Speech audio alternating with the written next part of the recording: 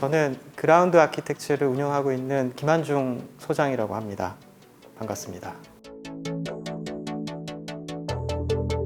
처음에는 사실은 그냥 지명 설계라는 거를 하게 됐구나 해서 그냥 기쁜 마음이었고요.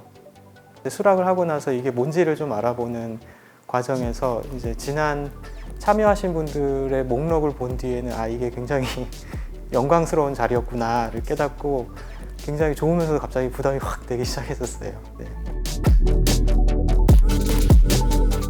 이게 사실은 저희가 이렇게 뭔가 이 파빌리언이라는 걸 해야 되는 컴피티션을 처음 시작했을 때 뭔가 두 가지 전략이 있을 거라고 생각했는데요. 모뉴멘탈적인 걸 좀 만드는 것이나 아니면은 거꾸로 건축 자체의 뭔가 주인공이 된다기보다도 주변에 있는 어떤 것들을 받아들일 수 있는 어떤 준비 아니면 장치로서 건축물을 만드는 전략 두 가지가 있을 거라는 생각을 했고요. 코로나 시절을 좀 겪으면서 그리고 계속 갖고 있던 우리나라 공간들에 대한 어떤 불만들, 굉장히 건축물들이 다 자기 중심적이고 경계성이라는 게 되게 선명하게 드러났잖아요. 그 사회적 거리두기라든지 내가 내 집에서 못 나간다든지 하는 그런 상황에서 이게 공간이라는 게 굉장히 그 경계를 넘나들어야 하는 것이라는 생각이 들었고, 그랬을 때 이제 두 가지 전략 중에 전자가 아니라 후자를 선택해야겠다, 이렇게 해서 프로젝트가 좀 시작됐던 것 같습니다.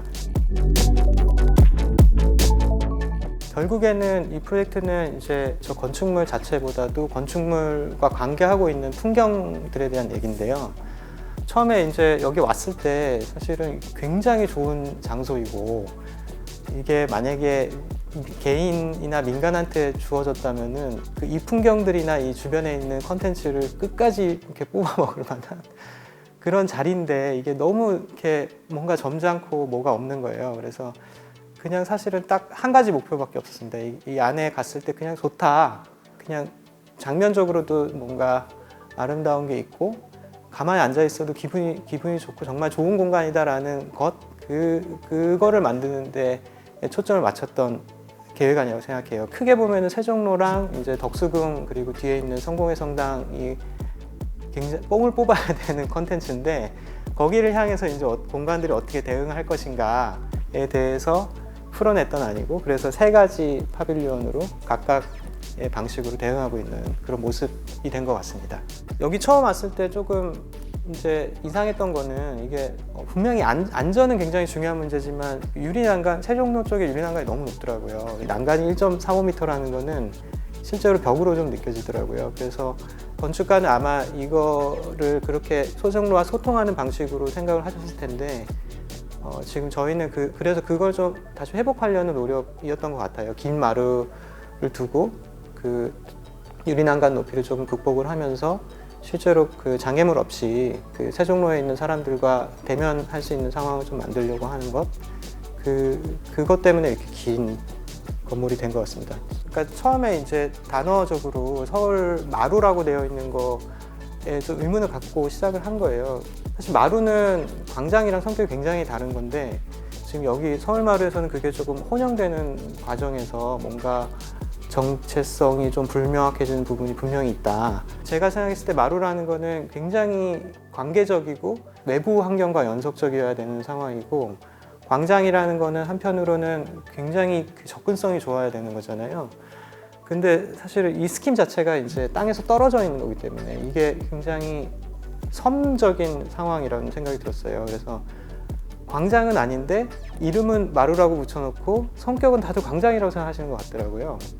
그 컨디션이 조금 모순적이다라고 생각하고, 실제로 여기는 굉장히 많은 광장적인 성격의 공간들이 있기 때문에 서울마루 하나 정도는 진짜로 마루를 만들어도 되겠다라는 아이디어에서 이제 이 공간을 해석했던 것 같습니다. 저희 사무실이 민간 프로젝트를 많이 하기도 하고 대화를 많이 해가면서 이제 클라이언트랑 일을 하는 편인데, 이건 이제 혼자 스스로 이제 사무실 내에서 이 구성원들끼리 이 이야기를 만들어야 되는 거여서 이게 계속 불안한 마음, 우리가 제대로 가고 있는 건가? 그런 경험들이 저희는 잘 없었어가지고 그걸 확인을 할 수 없는 게 굉장히 불안하고 답답했던 것 같고요. 저희가 주로 하는 일들이 커머셜, 그러니까 그 개인 주택 이런 것들도 있지만 상업 공간들을 많이 하는데 요즘에 전략들이 굉장히 공공적이에요. 상업 공간들도. 그래서 어떻게 보면은 저는 이 프로젝트를 대할 때 이게 그냥 어떤 상업 프로젝트라고 생각하고 대했거든요. 그래서 그 흥행이라는 것이 요즘에는 그렇게 구분되어 있는 것 같지는 않더라고요. 그래서 근데 조금 다른 점이 있었다면은 민간은 조금 이렇게 설득의 여지는 좀 있는 것 같아요. 어떤 류의 효과가 있다고 생각하면은 재원이 늘어나는 경우가 종종 있어요. 저희가 공사비를 못 맞춘다는 얘기는 아니고요. 그래서 절충해서 중간에서 맞아가는 부분이 있는데 오늘 보니까 사실은 이게 그 제안해 주신 금액에 맞는 아닌가 저도 의문이 드는데 그래서 그런 부분들이 조금 유연성이 있으면 참 좋겠다라는 생각을 하지만 진짜 어려운 일이겠다라는 예상도 하고 있습니다. 네. 저는 되게 재밌고 좋은 기억이었고요. 이게 유튜브로 이제 모든 게 삭제되지 않고 다 공개되는 상황에서 저는 두 번은 못 보겠는데 한 번은 싹 봤거든요. 남이 저희를 평가를 이렇게 객관적으로 해주시는 걸 보면서 되게 재밌다. 그리고 같은 프로젝트를 놓고 이렇게 다른 팀이랑 다른 안을 냈는데 그거에 대해서 이렇게 숙고하시면서 결정을 하시는 모습 자체가 여러모로 저한테는 되게 재밌고 득이 되는 경험이었고 그게 또 아카이빙이 또 유튜브에 다 돼 있다는 것도 굉장히 특별한 의미인 것 같고 그렇습니다. 네.